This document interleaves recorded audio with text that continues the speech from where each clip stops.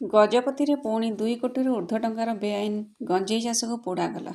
ପାରଳାଖେମୁଣ୍ଡି ଗଜପତି ଜିଲ୍ଲାପାଳ ମଧୁମିତା ଓ ଜିଲ୍ଲା ଏସ୍ପି ଯତୀନ୍ଦ୍ର ପଣ୍ଡାଙ୍କ ନିର୍ଦ୍ଦେଶକ୍ରମେ ଗଜପତି ଜିଲ୍ଲାରେ ବେଆଇନ ଗଞ୍ଜେଇ ଚାଷ ଓ ଗଞ୍ଜେଇର ପୋଡ଼ାକୁ କାରବାରକୁ ଗ୍ରାମୀଣମାନେ ବିଲୋପ କରିବା ପାଇଁ ସମଗ୍ର ଗଜପତି ଜିଲ୍ଲାରେ ପୋଲିସ, ଅବକାରୀ, ରାଜସ୍ୱ ଓ ବନ ବିଭାଗ ତରଫରୁ ବହୁ ପଦକ୍ଷେପ ଓ ଚଢ଼ଉ ଜାରି ରହିଛି।